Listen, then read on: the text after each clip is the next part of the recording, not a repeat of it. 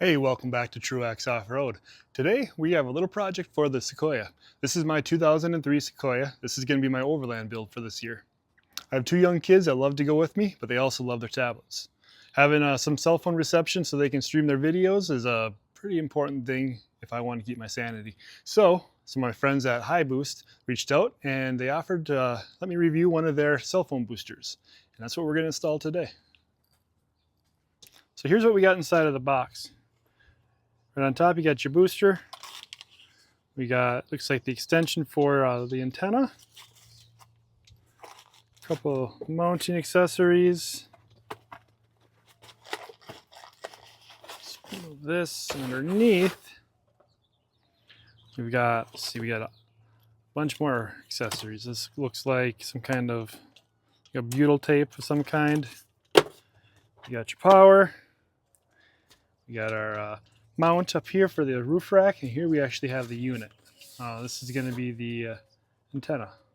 Here we got the antenna for the inside, and we're going to be able to plug this into a cigarette outlet if we want to power it.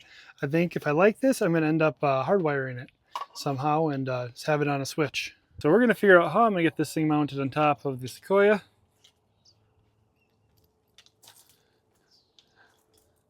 What I have here is my rack.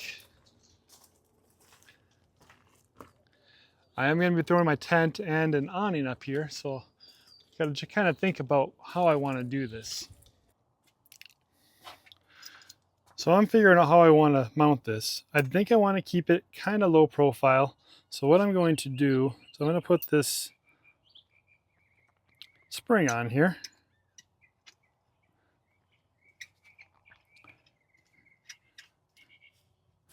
And then we have this here. This is going to have a little slit where we can run that wire. And the reason why I kind of want to keep this low profile is I'm going to have a lot of stuff on the top of the roof. I'm going to have the tent, I'm going to have the awning. I want to be able to put it up without it interfering with, say, the rainfly or anything else. So I'm thinking, or I'm hoping, this is going to be good enough for still have good reception and it's going to be out of the way. Next thing I'm going to do is just run the wire through like this.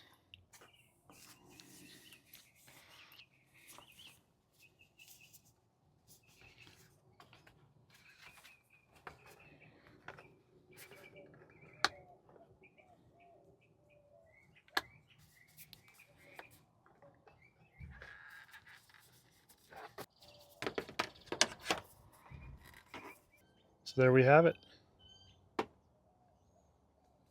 All right, me being the big dumb guy I am, I was sitting here trying to spin this thing and loosen this up just so I could adjust the angle. But one thing that I just figured out is it's way easier than what I thought. Pull that out towards you, and you can set your adjustment.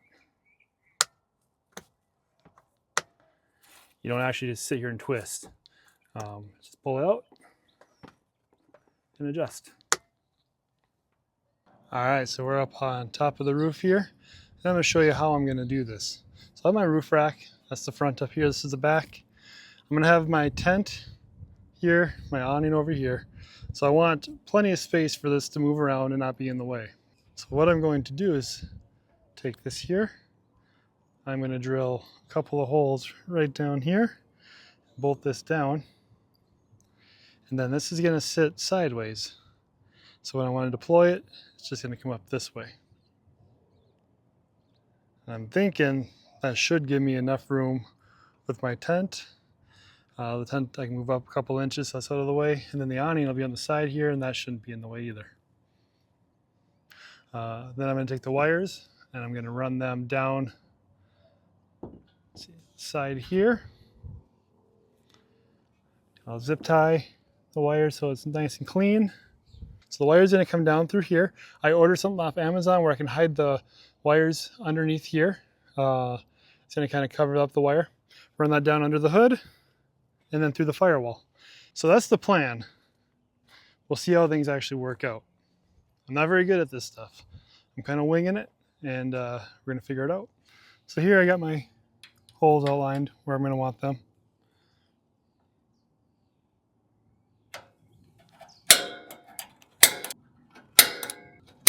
Okay, just gonna double check, make sure this aligns. So it looks like it's lined up pretty good. I'm gonna drill my holes and get this bolted down. All right, I got a 17/64 drill bit. We're just gonna pop these through and hope this is the right size. All right, got my holes drilled. This is a steel rack, so I did throw a little bit of paint inside there just to prevent rust. Even though I'm in Arizona, probably don't need it, but just to be safe. Couldn't find black, so I had some white paint from touching up the Sequoia. Got that in there. Now we're gonna bolt everything down. There's a little rubber pad here that I am gonna use just to protect the powder coat.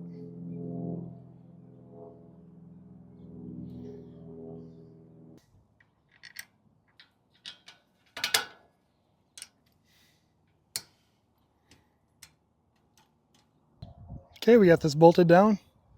Got all 4 attachment points. I'm going to figure out the little cradle here for this, and then we're going to start working on the wiring. So here you can see the little cradle. I'm going to mount this right here. I think the way I'm going to do it is I'm just going to zip tie it here and here. All right, we got the cradle mounted. You can see how this works. It just pops down like that. Keeps that from vibrating around. I'm going to have my tent up here, so that's going to protect this from getting hit by branches and all that other stuff out there. So I'm not too worried about the zip ties breaking or anything bad happening to it. There you can see the spring. We're mounted. This is sweet. Here's my little helper for the day. He's handing tools off and telling me how to do this properly.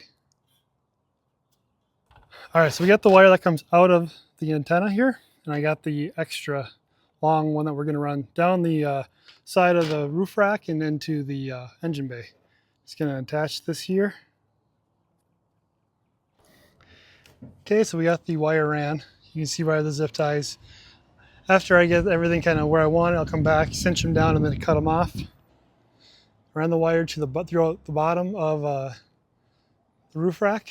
I'm going to run this alongside the windshield. I have a little gasket coming that I'm going to put on there. That'll kind of keep that hidden.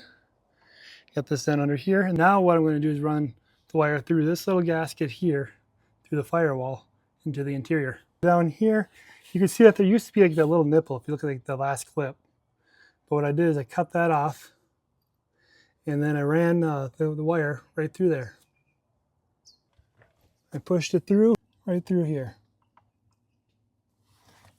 What I'm going to do is fish that through this little spot behind the center console to the other side. And that's where we're going to plug it in. All right, so you saw we were on the driver's side. I fished this behind center console onto the passenger side. I have two